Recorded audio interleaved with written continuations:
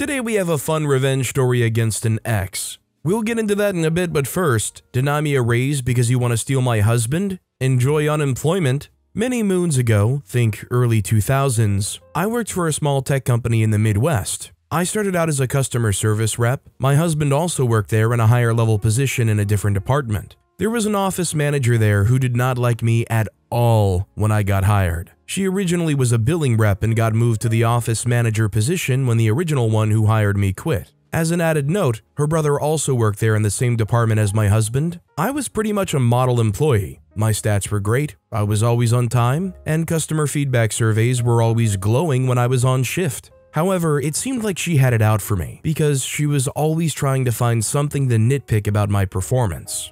I divulged all this to my husband, and he admitted that prior to us getting together, and before I was hired, she had expressed interest in dating him, but he rejected her. I complained to the owner, but he pretty much just shrugged it off because she had been there forever, and he didn't want to rock the boat. Come performance review time, and she gave me a terrible review and a tiny raise, along the lines of everyone else on the team getting 50 cents to $1 per hour raise, and she gave me a nickel. About 6 months later, there was a big shakeup in the company, and the general manager and 2 higher-level people from my husband's department left to work at another company who did the same type of business. Shortly thereafter, a couple big accounts my boss was pursuing ended up going to the other company. Thinking that perhaps information about the accounts he was trying to land was leaked to the other company, he sent a couple people home with pay for 2 days while he was investigated, including the office manager who hated me. On day 2, he met with a team and confirmed that there was no leak, so he would be bringing the workers back in. Cue petty revenge. I had found the office manager's blog some time ago, and she'd been posting frequent updates since the shakeup. When she was sent home, she posted multiple updates about the situation, including how she figured the owner would screw up payroll, not pay taxes, and get in trouble with the IRS. She also posted some pretty derogatory things about the owner. She did make a feeble attempt to keep it anonymous by spelling everyone's names backwards and making a fake name for the company, but it was very clear it was her and our company she was talking about. After the team meeting, I asked to meet my boss alone and showed him all the posts. He dug in and found even more dinging stuff she had written, including how she couldn't stand me and wanted to get me fired. I hadn't even seen that post until then. I couldn't contain my crap-eating grin when she returned to the office, only to be told to pack up her stuff and go. Within a year, I had a big pay bump and a promotion to management, and I assume she's off somewhere making people miserable. It's okay to have an outlet for venting these things, but I think it just goes to show that if you're going to do so, you need to try to make sure that you are absolutely anonymous with it. Especially not trying to do something as silly as hide somebody's name by just spelling it backwards. Whiskey Biscuit said, "My friend once rented a house in her name that she split with 3 roommates. One of the girl roommates always paid her in cash for her rent, which was a lot, and via her convos with her, found out the girl was an escort. My friend didn't care as long as she didn't bring dudes to the house. The girl lived pretty meagerly and was gone a lot, posting Insta pics and blogging about her expensive travels with her clients. She even had a video that was a sex advertisement, and meanwhile the girl was just paying rent to have her mattress in her own room on the floor. Anyway, my friend was starting to get fed up at this roommate/escort, who, despite making tons of money, stole her clothes, makeup, toiletries, and ate her food. She started using the house as a sex den when people were away. She had her own bathroom on a different floor, but went into the other bathroom to take and use stuff. They all got fed up with the roommate and they started calling her out. Well, the escort roommate took to her sex blog and started to complain and say all sorts of lies and crazy stuff about my friend and the other roommate too. Thinking, because it was her escort blog and she used a fake name for herself, no one would know.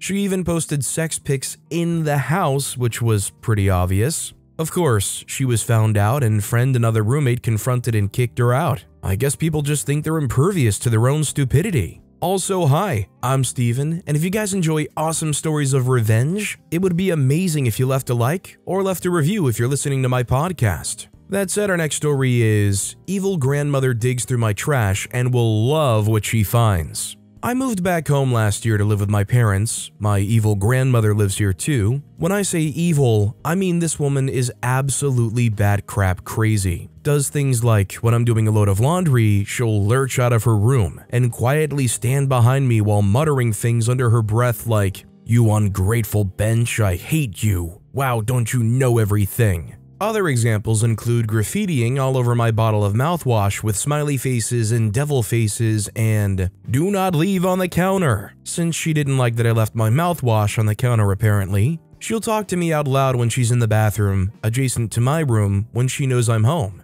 or even at 4 a.m. when she thinks I'm asleep. She is a living heck and I cannot wait to move out. Recently, I found her digging through the trash can, going through the trash I just put in the bin. When I confronted her, she said that I never recycle and she has to fix everything because I'm a lazy brat. So to clear things up, I have ADHD and major depression, so my room often goes uncleaned for weeks or months. When I finally have a good day, I clean everything and just grab anything I see as trash and throw it in a big bag. It can get overwhelming trying to sort everything, but the big things like cardboard boxes or big bottles, so this kind of giant sweep approach helps me not get overwhelmed and actually make good progress. The actual recycling she's referring to is some papers, broken hangers, or small food boxes. I don't believe that her passion for recycling extends further than her strange obsession with me. Anyways, on to the petty revenge. A few days later, I got a new trash bag, filled it with some normal trash as well as some recycling. Just for fun, I threw in some condoms filled with lotion, my used tampon, and some cat poop from the litter box. Made a big point of walking past her to the trash can with large water bottles sticking out from the bag, and slamming the lid. I came back inside and a few minutes later, she went out to the trash bin and started digging. She didn't say anything, but she now seems to be leaving me alone. ETA, she's been to multiple doctors, even therapists and psychiatrists in the recent years, and has not been diagnosed with dementia. I've asked my mother to ask doctors about this specifically, after seeing ads on the TV for aggressive dementia, and as she accompanies her to every appointment, there has been no diagnosis or suggestion. Yes, this may change, but knowing and living with her for the last 10 years on and off, she has always been bitter, obsessive, angry, and hostile to at least one person in the house at a time. I used to be close with her growing up, and my mother and sister were her targets. This has changed in recent years, mainly since I was freed from the TTI back in 2019. Ever since coming home, she's hated me. Didn't hate me when I left, I would even write her letters. This woman has too much time on her hands and spends all day in bed watching CNN. I believe the crazy things she does and arguments she starts are the most interesting part of her day. That is my theory at least, and we'll see how things pan out after the next few years. I'll hopefully move out soon. At least you've got to give her props. She went to the doctor and tried to get some kind of diagnosis, at least checked if it was dementia or not. It very well may be still some kind of disorder, but at least you've ruled out some terrible possibilities. Cypheria said, if you used to have a good relationship with her and aren't hiding something bad that happened between you two from your post, that is almost certainly what's happening. Have you noticed if it gets worse at night? Look up sunsetting and dementia. It's terrifying. It seems likely that if we assume you've done nothing in particular wrong and she's singling you out for her vitriol, any or all of the following are likely even if she's not slipping into dementia. 1. She's desperate to control something, anything she can. She's living with her child and is likely not happy about it, so the trash going in the right place is something she can fixate on, that she can control. 2. She's upset that you now are someone else in the house to absorb attention and likely doesn't feel like she's getting enough as it is. 3. If the dementia is bad enough, does she even know who you are? And if she knows, does she actually understand? This next story is how my father-in-law learned about his family heritage the hard way. When I started dating my wife, we've been married 24 years, I'd been living in the USA on an H-1B visa for a few years. It was truly love at first sight. We knew from day one we were perfect for each other. She was a Southern Baptist from the Deep South. Me, tall, blonde, all-American look but not American. Her, beautiful Southern blonde. After dating a few months, she decided that the time was right to introduce me to her parents. She tried warning me about safe topics to discuss, golf, college football, etc., and some topics to avoid. Religion, sex, politics, you know, the big ones. I was nervous, as you might expect. Well, her parents kept the wheels on pretty well our first meeting, but as we were watching a college football game, her father let slip a "look at that N-bomb run." I was floored. I had never heard that language out of my wife, and I went from excited about our future to what the heck have I gotten into? Because of the large amount of alcohol involved with that event, I waited until the next morning to bring it up with my wife. She was mortified and said that yes, her father was very racist. She took great pains assuring me she was not, and thus we were able to stay together, but I had to endure her parents for holidays and events. I finally get the courage to ask her to marry me, and if you are Southern, you know that you have to ask the father for permission before you can ask the daughter. Well, I called to schedule a time to talk to him, but he's very cagey and seems to know what's going on. "I'm busy, I can't meet." He comes up with every reason in the world to not meet with me. Finally, I just blurt out, "Listen, I'm trying to do the right thing and ask for your daughter's hand in marriage because that's important to her. However, if you keep making this difficult, I'll just skip you and ask her directly." Well, that just set the old man off. "She won't say yes, you aren't American. I bet you're just marrying her to get a green card. Isn't that how you foreigners do this?" I let my inner smart butt out after this one and let him know that there are far easier ways to get green cards than marrying into his family. He responded, "Fine, ask her, but she isn't marrying a foreigner." Spoiler, she did, we are. Many instances of issues over the last 20-some years with her family and my foreignness.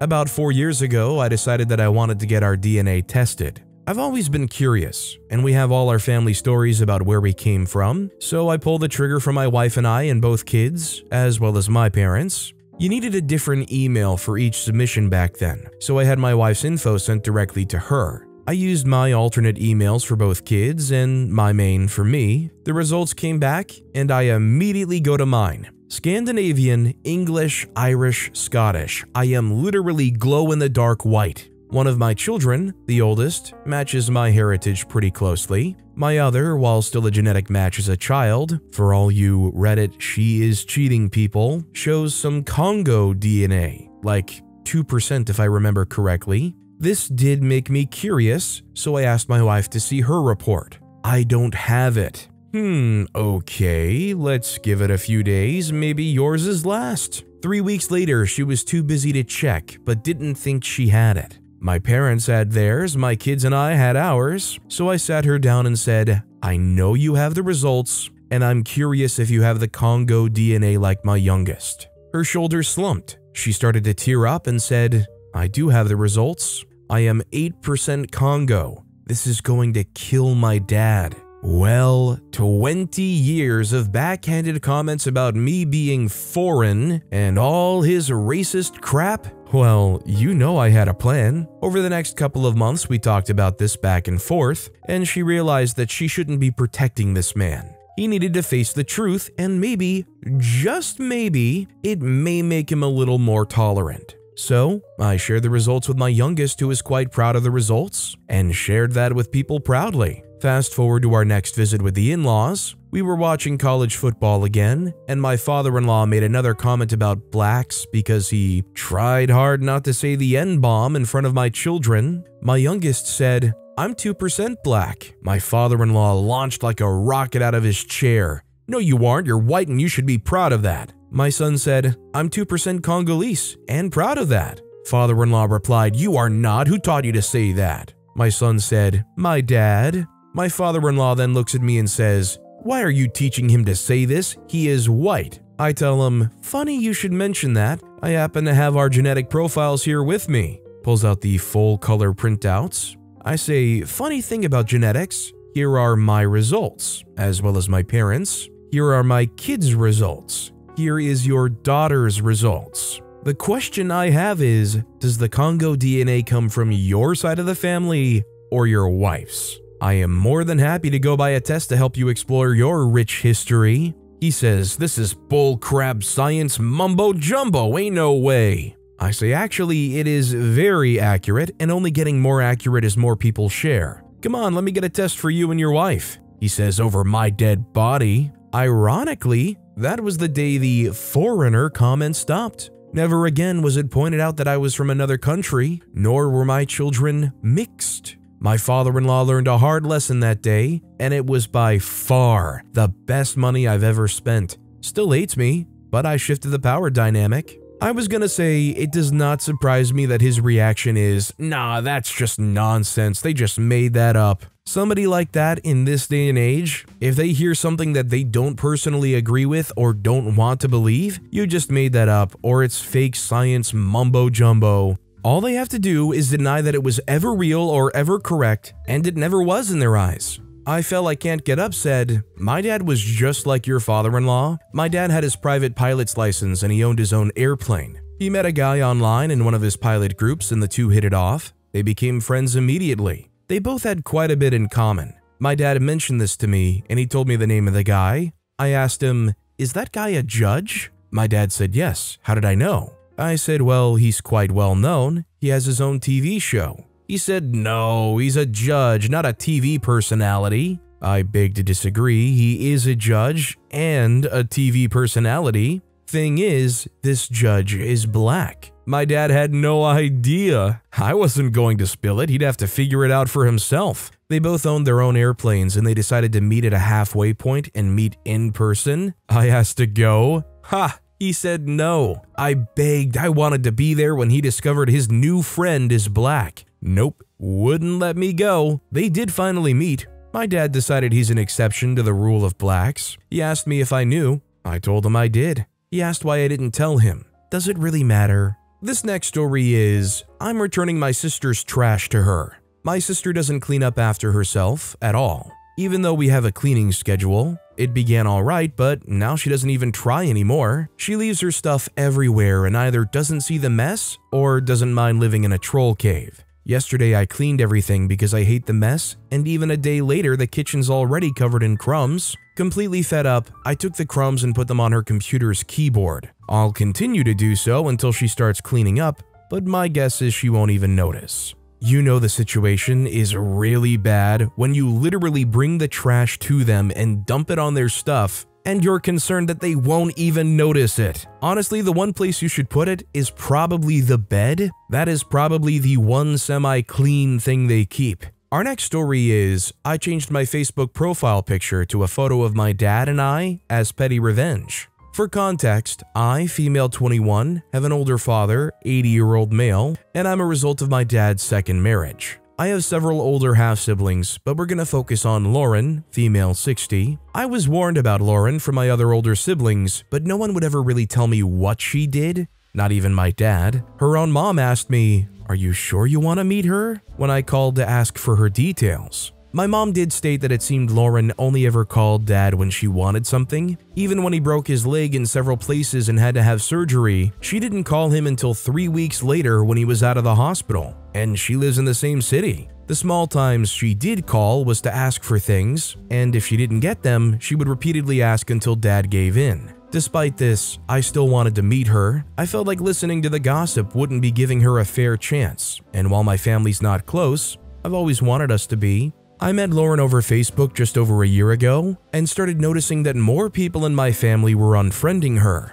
I shrugged it off until yesterday. Yesterday, I posted a photo of my dad and I at my graduation from high school, and a while later, I got a message from Lauren. She told me that I should be careful about posting photos of our family, especially of our dad, because there are people she's friends with that don't like him. He owned a business and his employees screwed people over while he was out of town, but since he owned the business, he took the fall. I told her that I was aware but kept the photos up. She then responded that she didn't want any photos of her family on Facebook, regardless of whether or not it was hers. The thing is, my dad had given me permission to post them, so I called him to make sure. Unbeknownst to me, my sister had called him and told him I was publishing private family information to Facebook, as in addresses, phone numbers, etc. The most private information I've shared is about our great-great-grandma who died over 100 years ago, who I've been doing research on for the past several years. My dad was livid at the thought,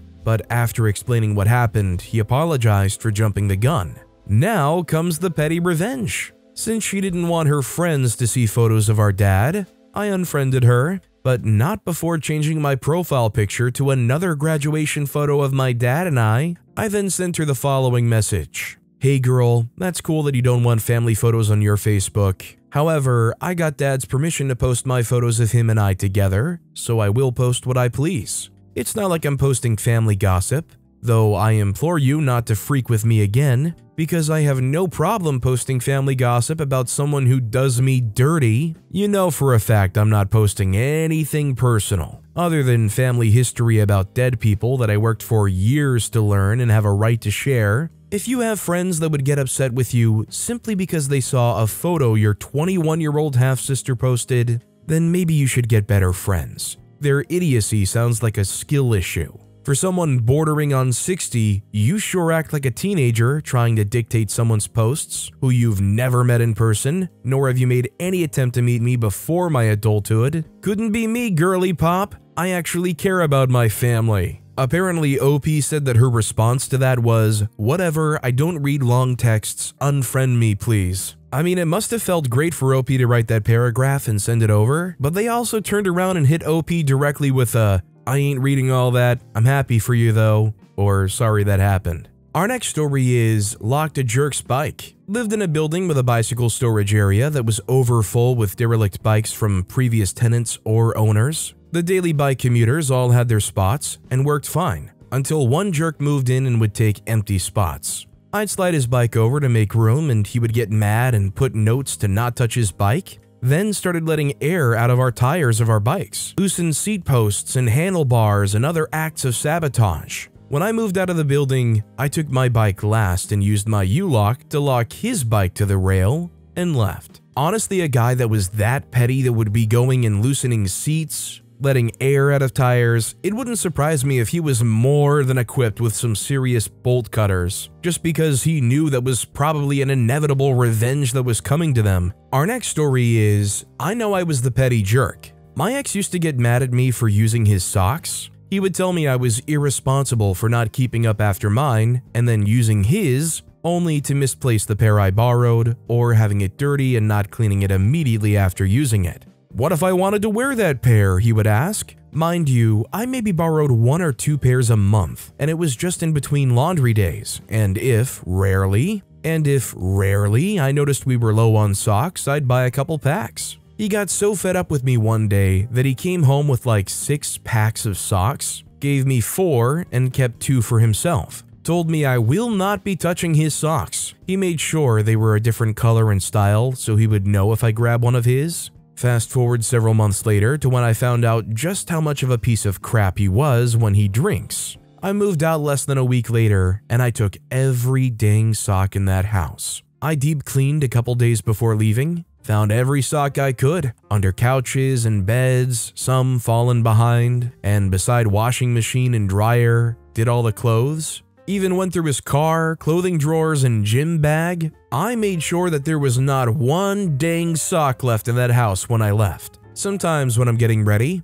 I think about what I did. I smile. Freak that piece of crap. To address some things that have been coming up in the comments. Not to excuse my action, but I was young. That was 10 years ago. I've changed. Who I was then and who I am now are 2 different people. I've changed and I've been working and trying for the better. I'm staying in my lane and just gonna try to be the best version of myself I can be. Nowhere near there, but it's a work in progress. But hey, ain't that life? I will work on how to regret taking his socks after what he did to me. I can recognize it was immature to turn my emotions into an action like taking his socks. I'll work on it in therapy, and hope he works on controlling his emotions, words, and physicalness when he drinks. And yes, he was abusive, only when he drank, and it took him a couple years to show his true side when drinking. At first, he was just embarrassing and rude when he drank. I brushed it off for a while until that one night. There was no place in that house that I was safe when he drank that night. He made sure of that.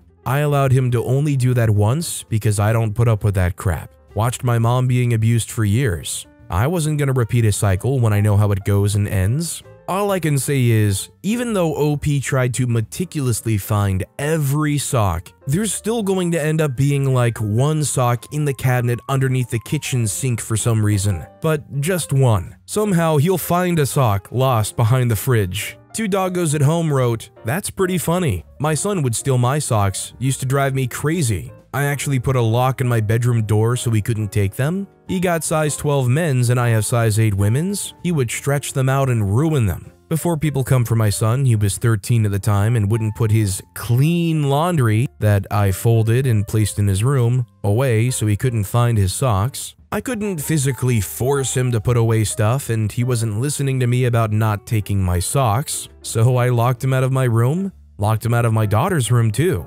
After about 6 months, he started being more respectful and responsible, so we got rid of the locks. It did teach him a lesson though. He never wore my socks again. Our next story is, cheat on my best friend? You will pay with minor inconvenience. My best friend got cheated on by her husband of almost a decade. I gave her my Netflix login for her smart TV. After the Netflix ban, she told me she could still get in and watch sometimes. But in agreement to the divorce, cheater got the TV. I got a notification of a new login location, so I went and just put child TV Y only ratings can be accessible through that channel. I could change the password, but I would have to set my elderly mother up again, so this is the path of least resistance and pettiness. I suppose if you're desperate for something to watch, you'd probably still be able to find something even on TV Y rating, but it's probably safe to assume they're probably looking in other places. Our next story is accidental revenge on an angry suitor. Let me set the scene. As a teen, I was involved in a lot of live theater. For those that don't know, shows require several hours of nightly practice for months before hitting the stage. Being the eldest of my siblings, I also acted as a chauffeur for them when my parents were at work. One particular Wednesday, I was tasked with taking my siblings to our church for the dinner, services, and other activities before my play practice. When we got to the church, my siblings went their respective ways and I took the opportunity to eat dinner. Grabbing my plate, I took a seat at a random table and started making friends with the others seated there. The majority of my conversations were with a decent-looking guy that seemed to be close to my age, if not a few years older. We had a good conversation going, but my time quickly ran out and I had to leave for practice. We exchanged Facebook information, and that was that. At the time, I did have Facebook on my phone, but the theater had terrible service reception, and I often didn't have time to check my phone anyway. So it was 3 or more hours later that I got home to open my computer and see his messages on Facebook. He had sent a long string of messages that went something like this. Hi, hey, are you ignoring me? Why won't you answer? Freak you, I didn't like you anyway, witch. I was freaked out by the messages and didn't know how to respond. So I went to my dad and asked him how I should handle the situation. My dad went protector mode and started asking me questions. So I showed him the messages and watched the color drain from his face. Dad said, crap. I said, what? He says, I'm interviewing this guy tomorrow. I have no clue if the guy ever put together what happened, as he got blocked on my social media that night. Needless to say, calling the daughter of the boss names is a very bad interview tactic, and he didn't get the job. The really unfortunate thing here is the dad would be very unprofessional if they mentioned what happened in the interview, but man, the urge to say, so I saw the messages you sent my daughter last night, would be so great. But with that being said, that's all the time we have for today. Now, if you want to hear another absolutely crazy revenge story, check out that video on the left. Or if you missed my latest video, check out that video on the right. That said, I'll see you all next time with some more stories.